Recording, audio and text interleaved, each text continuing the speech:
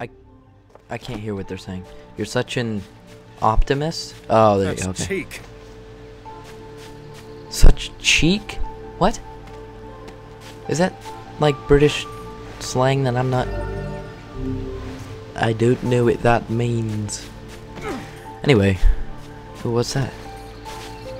I'm very ADD in new environments here, so you're gonna have to bear with me here. Talk to an old man with a beard.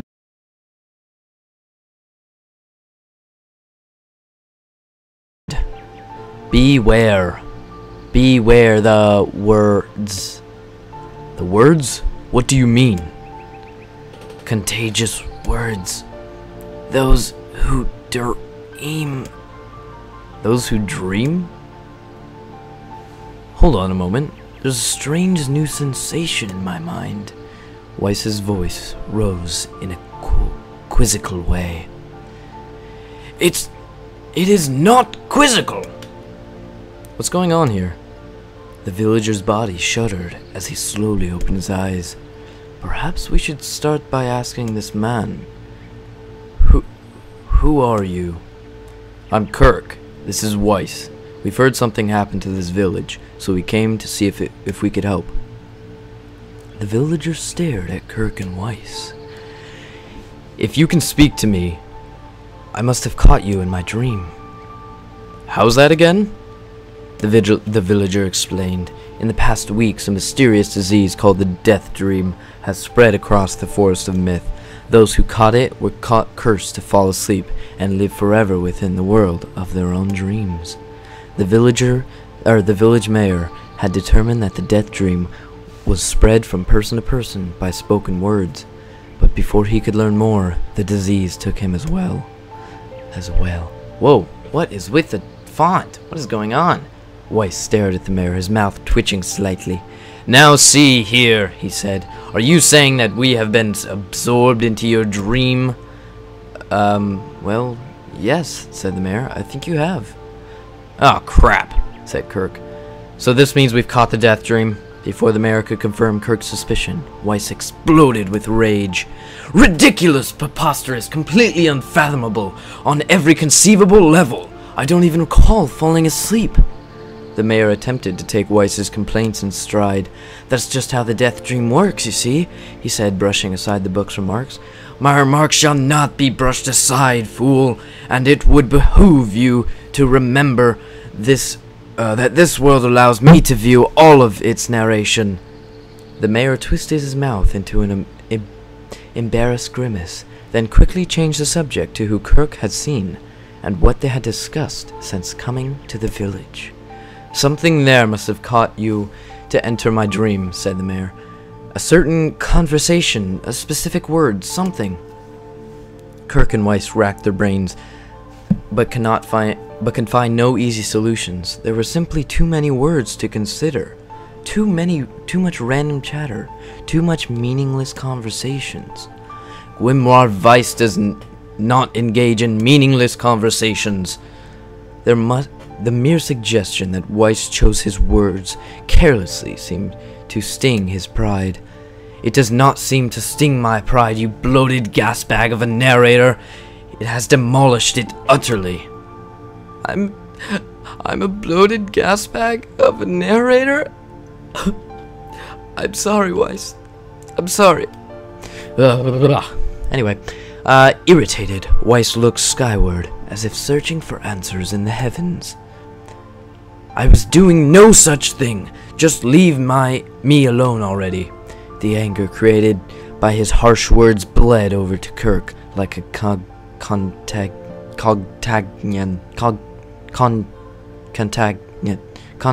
fuck it. Wait, said Kirk suddenly. Did someone just say oh my god. Yes, I believe so. What of it? Well, that villager told us to watch out for contagious words.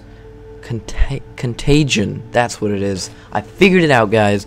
I figured it out. Through sheer force of will, I figured out the word is contagion. Anyway, the mayor leaned forward with renewed interest, pushing a startled Weiss aside in the process. Well, he must have said something, right? Asked the mayor. Some specific combination of words. What was it? it was about dreaming or something that dreams or... Oh, what the hell was it? A sheep? Cried Weiss suddenly, blurting out the first thing that popped into his head. The others stared at him for a moment before slowly shaking their heads. After a few more moments of thought, Kirk's face suddenly lit up. I remember! Those who dream. That's what he said. I'm sure of it. At this, the mayor produced a thick sheaf of papers from his pocket and flipped through them in a few times before finally nodding in approval at Kirk. That sounds right, he said, as a stray sheet of paper fluttered onto the ground. My notes also mentioned something about that. I bet it was the last thing you heard before you fell asleep. The mayor shook his head, his worn pencil stub tracing the lines across the lone piece of paper. For the last month, I've done nothing but study the disease we call the death dream, he said. I mean, I'm the mayor, right? It's my job to protect these people from whatever comes along, but I never expected a couple of outsiders to start entering people's dreams. The mayor paused, a grimace crossing his face. I should probably be taking notes or something. Weiss immediately fired back. I applaud the force of will it takes to research a disease in your dreams, he said, but perhaps we should bend your efforts to escaping this place instead of trying to understand it. The mayor's hand tightened around his pencil, snapping it off at the tip. I've tried to escape. From the very moment I realized I was locked inside my own dream, I've been looking for a way out, but I don't think it exists. I mean, this is my dream, right? If there was an exit, I'd know about it. He paused for a moment, his unfocused eyes staring at nothing. My village was beautiful, he said to no one in particular, and it was filled with the most wonderful people you could have ever hoped to meet. But once this disease took hold, things changed. It's like someone took a sponge and soaked out all the color of our lives. I just want us to be whole again. I want us to be free. The mayor's voice took on a note of steely determination, and I won't stop trying until it happens. Kirk nodded in agreement. Huh? Wait a second. I didn't nod. Why are you... Look, if we can be of any help, said Kirk, just ask. Now hold on, I did not just say that. Silence, cried Weiss. The grimoire looked from Kirk to the mayor and back again, his face filling with confidence. Grimoire Weiss's face is always confident, thank you very much. Now see here, Mayor, you told us that nothing can exist in a dream without you knowing of it, but yet you seem surprised to see us when we first arrived, yes? The mayor slowly raised his head, realization dawning on his face. Oh my god, he said, you're right. I had no idea you were coming. The human imagination is limitless engine, said Weiss, and dreams are the fuel. If you can imagine an exit, then it must be so. With your permission, we shall search it out. Thank you, said the mayor. I don't know how I can ever repay you. Payment is not required. We are as eager as you to be done with this place. The mayor suddenly felt as if he could breathe again. He'd almost forgotten what it was like. Good luck, you two, he called at the departing forms of Kirk and Weiss. We're all counting on you. As Kirk slowly faded into the misty forest, the mayor was struck by a sense of déjà vu. I saw this man once before, he thought, but where? Kirk's mood darkened as he trudged through the forest. Hours earlier, when the beauty of this place was still a new thing, he'd been confident they could get in, find the exit, and be home in time for dinner. But the deeper they went, the more the forest closed in around him. The mist made it difficult to see more than a foot in any direction, and moss-covered rocks seemed like determined to twist his ankle. More than once he'd been forced to steady himself on the rough bark of a tree, and his hands now felt small trails of blood on everything he touched. Additionally, Weiss was proving to be a spectacularly poor traveling companion. Unhindered by either terrain or physical effort, he spent most of his time urging Kirk to pick up the pace and grumbling about their slow progress. Finally, after Weiss muttered something about legless turtles Being more adept to navigating the environment, Kirk snapped. "You know what, Weiss?" he cried. "Go to hell! We're stopping. I need to rest for a few minutes before I throw up." Kirk leaned against the tree and tripped and tried to stretch the knots from his back. "How could this stupid forest be so goddamn big?" he muttered to himself. Oh, that was a mutter, sorry. The moment the words tumbled from his mouth, a of insects sprang to life. As if infuriated by his lack of respect, every imaginable form of buzz, click, and hiss roared out with a volume of rattled his teeth. Kirk slapped his hands over his ears and screamed to be heard, "Weiss, what the hell is going on?" Kirk could see Weiss's mouth moving, but he might as well have been shouting in a tornado. The insects screamed, the forest howled, and then, just as Kirk's ears seemed ready to tear out from his head and go running for cover, the sound diminished. Hesitantly, Kirk removed the hands from his left ear and listened to the creatures of the woods. I'm not gonna do that. I'm not gonna do that either. Brrr! That's all I'll do. Woma! Those are basically things from the forest. Just a second, I'm gonna take a sip of water. A lot of talking. This seems to be a talking form of gameplay, which I thoroughly enjoy. And it seems my vocabulary is taken a great deal of never mind, just went back down. Okay. As the insect symphony diminished another decibel, Kirk began to detect patterns in the sound. This isn't random, he thought. It's not just white noise. It's something else. The insects weren't just calling out. They were asking a question. One with it suffers. Two with its ideal. Three with it is dangerous. What is it? By my pages, is this a riddle? I guess so.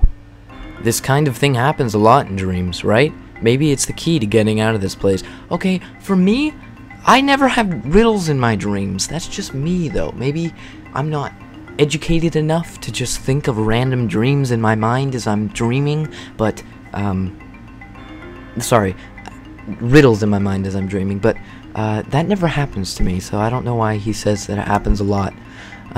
Anyway, then I leave it to you to answer. One with it suffers. Two with it is ideal. Three with it is dangerous. Wait. Blah. Three with it is dangerous. What is it?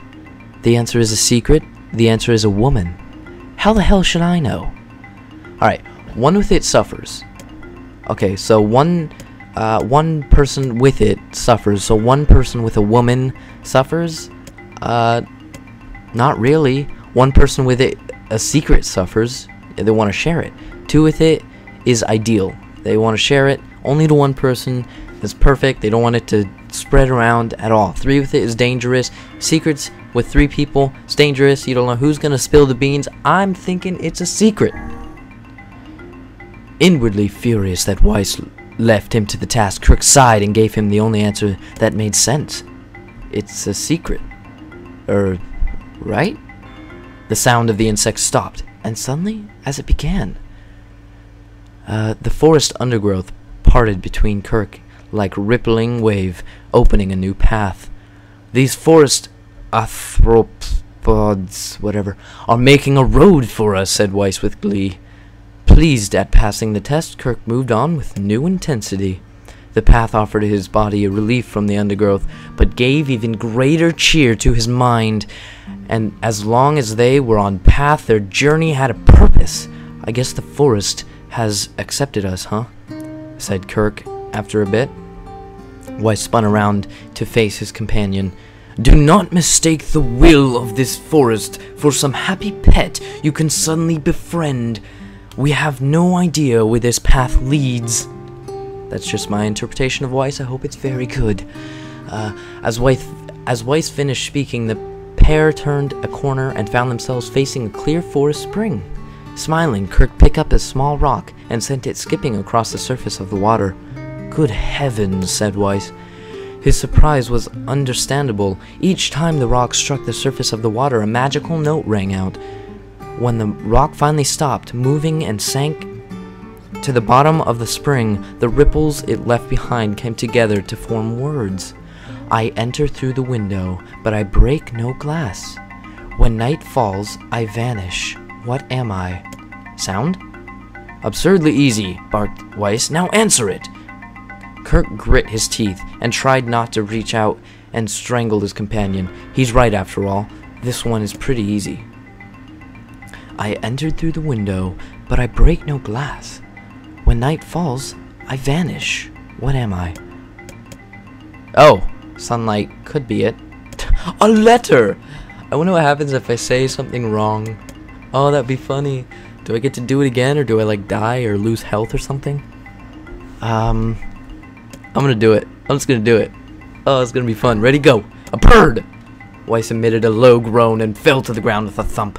Surely even your foolishness is not so profound. By the way, it was sunlight. I guess you're right, said Kirk. That doesn't make sense, does it?